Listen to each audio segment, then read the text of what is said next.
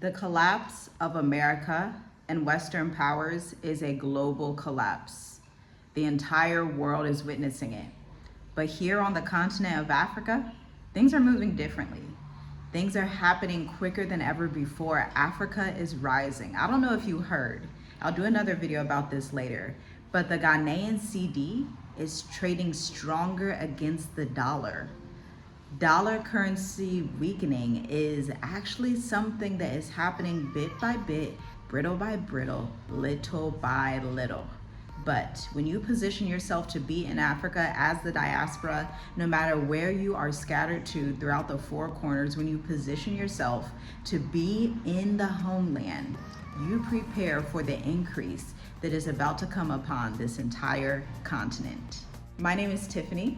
I've been in Africa for 5 years with my family. We left with our 3 children from Ohio. We were Ohio people. I'd lived in Ohio my whole life. Grew up in a Jewish community, ages 5 to 18. But when I turned 18, I realized that I didn't believe in the American dream. I didn't believe in Black America. I didn't believe in white America. I just didn't believe in the society in general. And so I started researching South Africa, Namibia. I think the person that was out way back then, 2015, was AA in Africa. She lives in Namibia and has been there like something like 15 years, something amazing like that. But I was ready to leave. But before you can leave and pick up your entire life and move across the world, we knew, my husband and I knew that we were not going to be able to get jobs abroad. So we started our creative writing agency.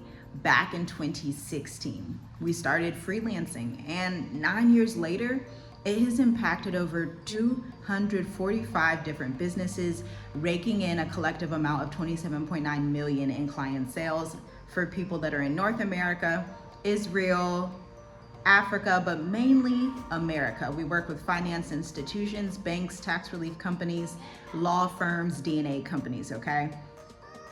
That's who we are and what we do in a nutshell. We have traveled all throughout the Swahili coast. We spent years in Tanzania. And if you've been watching this channel, you know we don't just have 3 children anymore. While we were abroad, especially in Tanzania, we gave birth to 2 baby girls, okay? And so our family increased as we traveled abroad. We do not go back and forth between America and Africa. We stay in Africa long term.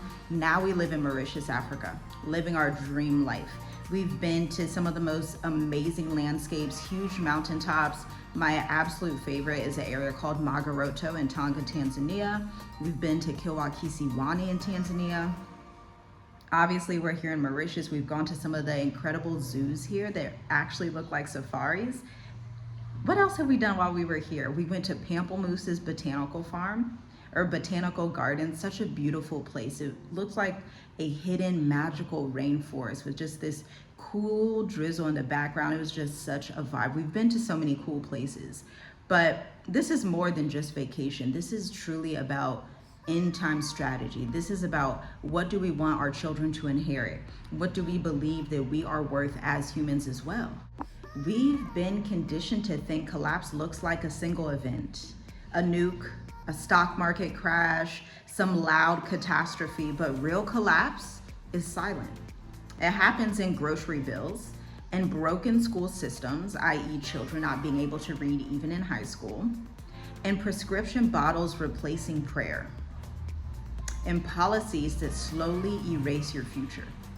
This is the start of the new collapse, and ancient Greece collapsed in the same way. I was watching a documentary the other day, and the guy was talking about, we always say this on this channel, but he verified and validated this idea as well. Whenever you see this LGBT thing increase in a society, the fall of that society is not far away. And that's what we've seen with America. That does not mean America is just not going to exist. America, of course, is still going to be a country for a long time to come, as long as the world is here, just like ancient Greece and ancient Egypt, but it won't be a superpower anymore. Let's zoom back to 2015, 2016 again.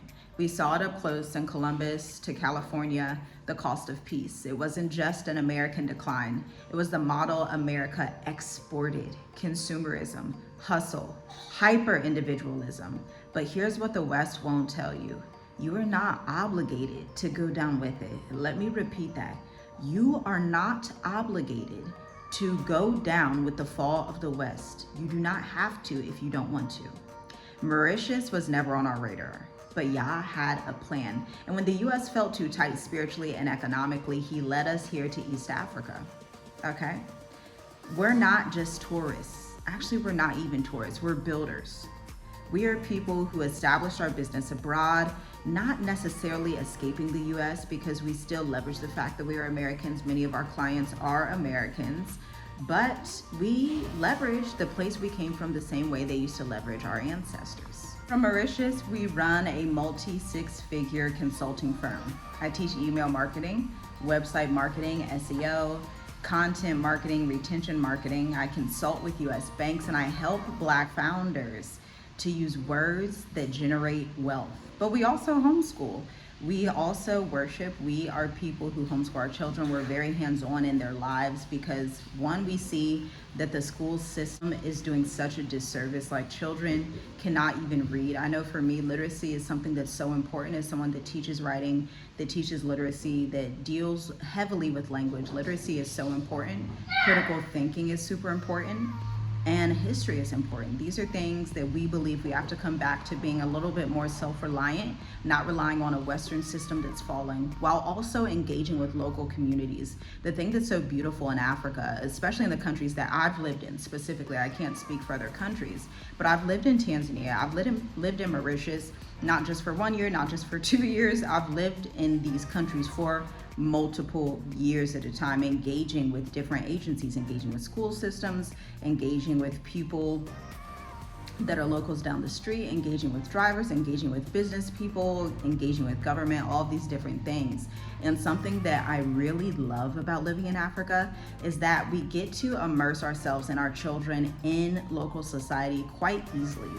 In America, it's much more difficult to engage in different agencies and with different people, especially if you're from the Midwest. Like, I'm not even from a city like Atlanta. I imagine maybe in Atlanta or maybe LA, it's a little different. But in the Midwest, it very much just feels stagnant. It feels like there's not much growth. It feels like you're just boarded in by these 4 white walls and you're just like, there's not much increase, you know?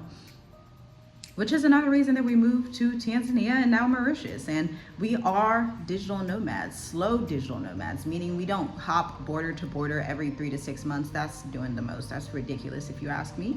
Instead, we move slowly throughout countries for 3, 4, 5, 6, 7 years at a time and stay in those countries. We learn the culture, we learn the language, we establish connections and build these home bases, because the goal is that one day when our children are much older, and eventually we have grandchildren, right? The idea is that they would be able to come back to these countries and hear about the stories that their mom and dad would tell them about life back then when we were living in those areas, that they would have something else to depend on aside from just America.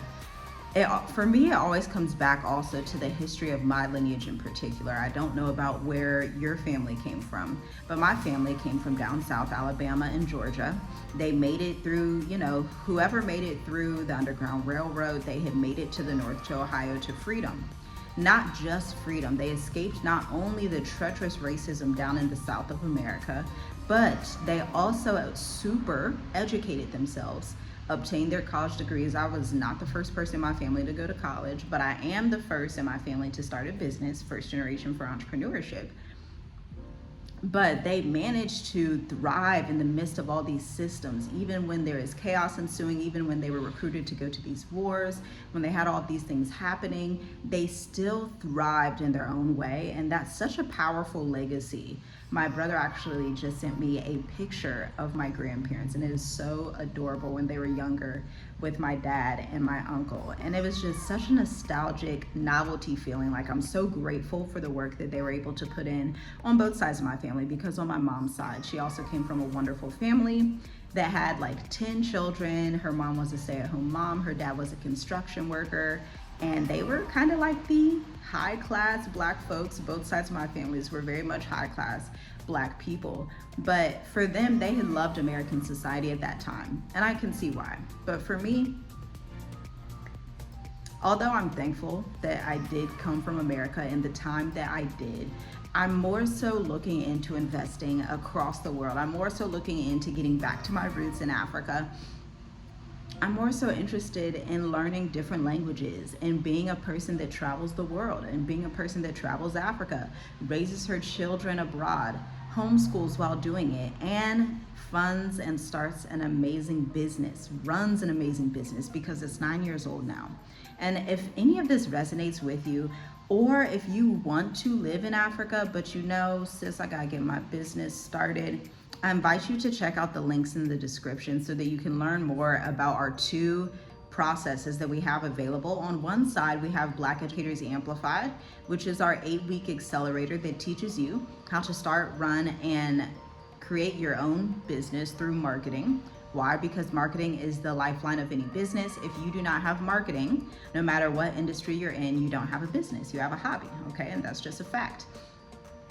The other one is for already established entrepreneurs. It's the Magnetic Emails Workshop that is created from my 9-year process that I made and work with agency clients who pay us $55K per year. I'm distilling it into a 90-minute intensive where I'm working with only 8 entrepreneurs. You can check both of those out at the link in the description. And you never know, maybe one day I'll see you in Mauritius or Seychelles or Cabo Verde.